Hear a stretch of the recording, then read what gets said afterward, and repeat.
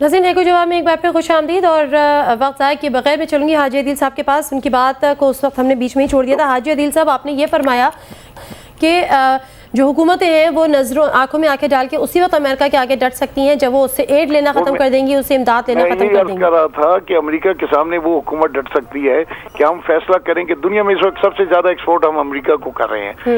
Defence کی جتنی بھی ہمیں ایڈ اور ٹیکنالوجی آج تک ملی ہے یا مل رہی ہے وہ امریکہ سے مل رہی ہے.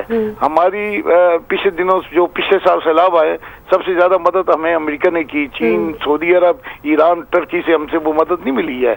اگر ہم اس کے لیے تیار ہیں کہ ہم اپنے پاؤں پہ کھڑے اپنی اکانومی کو کنٹرول کر سکتے ہیں تو بالکل امریکہ کیا ہم کسی ملک کے ساتھ ٹھیک ہے، ہمیں فوری طور پہ امداد کے لیے اب امریکہ کی طرف نہیں دیکھنا چاہیے. ہم اگر دہشت گردوں سے بھی لڑائی میں نرمی اختیار کرتے ہیں اور امریکہ سے بھی لڑائی اختیار کرتے ہیں تو حاجی عدیل صاحب پھر اس کے لیے تو آپ کو جو میاں شہباز شریف ہیں ان کو یقیناً سلام پیش کرنا چاہیے اور ان کو اپریشیٹ کرنا چاہیے کہ انہوں نے یہ اس پہ فوری طور پہ سٹینڈ لیا ہوا ہے اور انہوں نے جتنی بھی امداد ہے جو غیر ملکی امداد ہے اس کو وہ ڈونٹ وانٹ کا بورڈ انہوں نے لگایا ہوا ہے. اس پہ آپ ان کو پھر اپریشیٹ کریں. یہ تو اگر یہ تھوڑا بہت اسٹینڈ لیا تو اسی کمزور سی جمہوری حکومت جس پر ہمیشہ تنقید کی جاتی ہے اس نے لیا ہے. اس سے پہلے کون سی حکومتوں نے لیا ہے؟ اگر امریکہ کے ساتھ آج آنکھوں میں ملا کر آنکھیں کوئی بات کی جا رہی ہے تو یہ بھی اسی کمزور سی جمہوری حکومت نے جس پر ہر طرف سے حملے ہو رہے ہیں.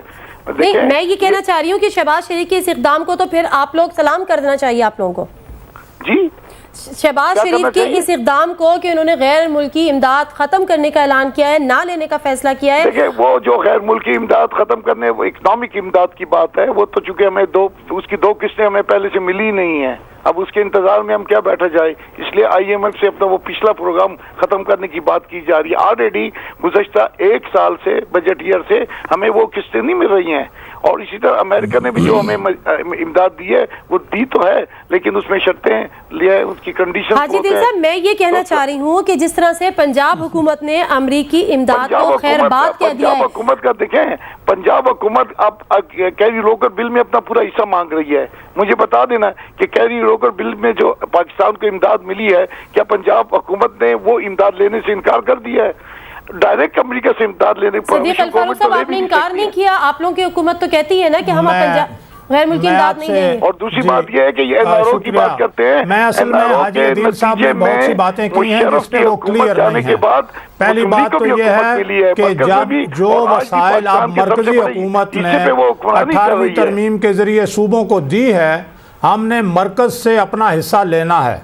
اب ہم نے اعلان کیا ہے کہ حکومت پنجاب یا جو صوبے اپنے اختیارات کے مطابق غیر ملکی امداد لینے کے جو ہیں وہ مجاز ہیں، ہم وہ امداد نہیں لیں گے. نمبر 1. نمبر 2 میں یہ عرض کروں گا جو میں دوسری باتوں کی طرف آتا ہوں. آپ نے فرمایا کیا موجودہ حکومت جو ہے وہ امریکی دیکھے ذرا اگر خاموش ہو جائیں تو اچھی بات ہے.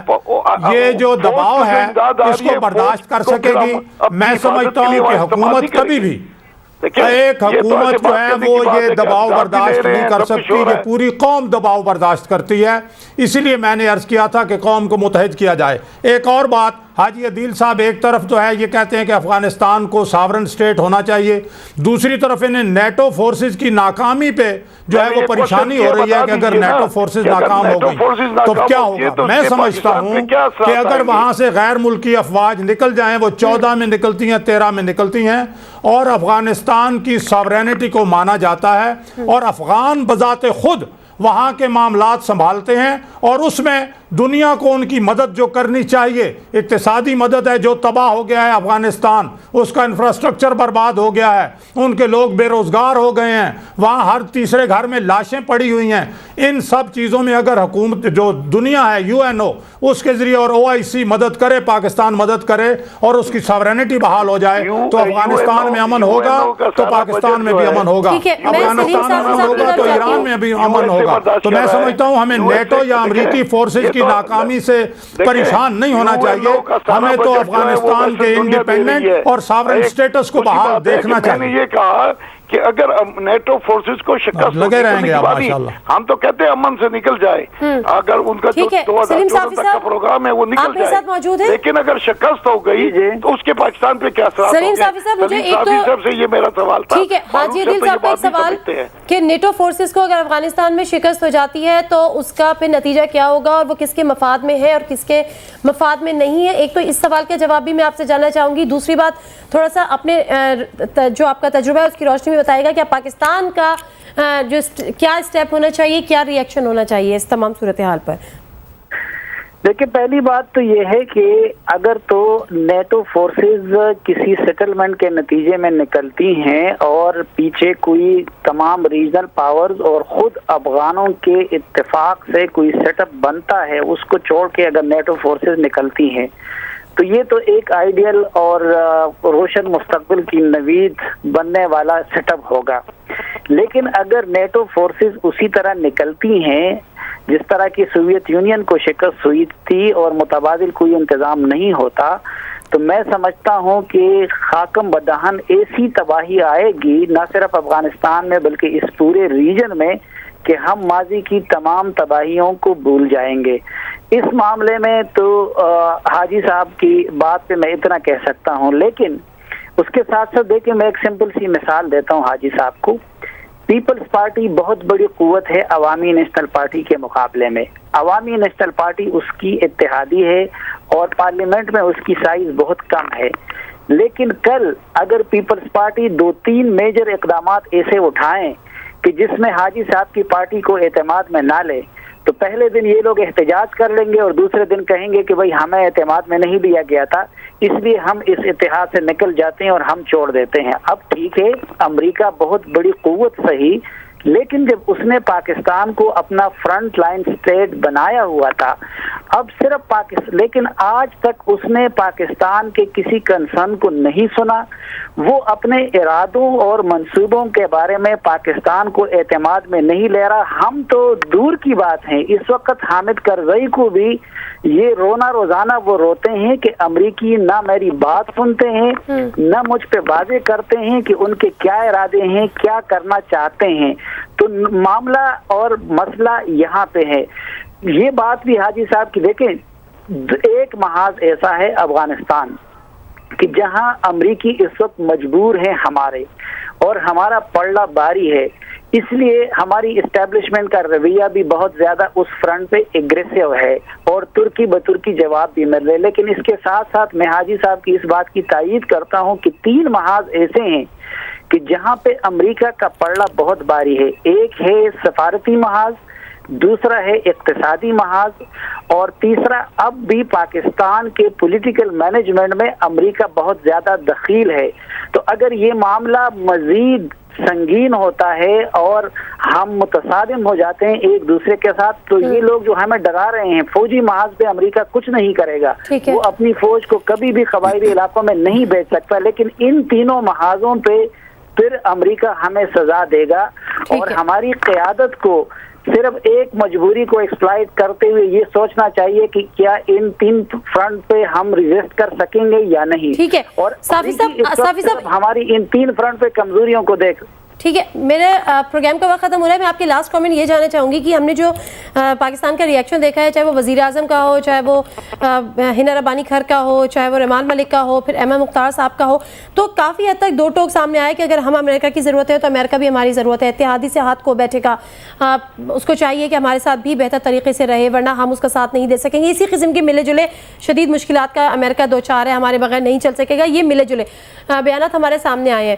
کیا جو ان کی ورتھ ہے وہ یہی ہے جو ڈرون حملوں پہ ہوتا تھا کہ جی آپ لوگ کرتے رہیے، ہم اس کو کنڈیم کرتے رہیں گے، کبھی قومی اسمبلی کے پلیٹ فارم پہ، کبھی دیگر پلیٹ فارمز پہ، اور آپ لوگ ڈرون حملے کرتے جائے گا، ہم مذمتی بیان داغتے جائیں گے؟ کیا یہ بھی اسی قسم کے مذمتی بیانات ہیں، یہ شدید رد عمل ہے، یا واقعی اس سے پاکستان کی حکومت کو کچھ ہوش آیا ہے؟ نہیں، اس وقت کشیدگی ہے، وقتی ہے، وہ بات آپ کی اپنی جگہ پہ ٹھیک ہے کہ یہ جو ہے معاملہ ان کا وہ ایم کیو ایم اور پیپلز پارٹی والا ہے، ایک ساتھ بھی نہیں چل سکتے اور ایک دوسرے کے بغیر بھی نہیں چل سکتے، تو یہ امریکہ اور پاکستان کا معاملہ اسی طرح رہے گا۔ لیکن اس وقت شدید مشکلات ہیں، اور چونکہ سب فریق سمجھتے ہیں के फैसला कुन साल है, इसलिए हर फरीक अपने अपने कार्ड जमीन पे रख के पूरी कुव्वत के साथ दूसरे फरीक के खिलाफ हमलावर हो रहा है, क्योंकि इसमें फिर अब आसाब का भी मामला है कि कौन कितने मजबूत आसाब का वो करता है, मुजाहरा करता है। लेकिन मेरे ख्याल में वो जिस तरह लोग डरा रहे हैं हमें कि अमरीकी आके हम अमरीकियों ने अगर कोई सजा देना हुआ पाकिस्तान को तो वो इक्तिसादी, सफारती और सियासी महाजों पे देगा। ग्राउंड पे और यहाँ जंगी महाज पे अमेरिका हमारा मोहताज है, हम उसके मोहताज। ठीक है जी सलीम साफी साहब, बहुत शुक्रिया हमें ज्वाइन करने का। हमारे प्रोग्राम है कोई जवाब है। हाजी आदिल साहब, लास्ट कमेंट आपसे लूंगी कि अब तक हुकूमत की जो मजम्मती बयानात आए हैं, आप इस चीज़ से मुतमईन हैं या आपको ये लगता है बहैसियत इत्तेहादी के इससे आगे बढ़ के अब कुछ करना होगा?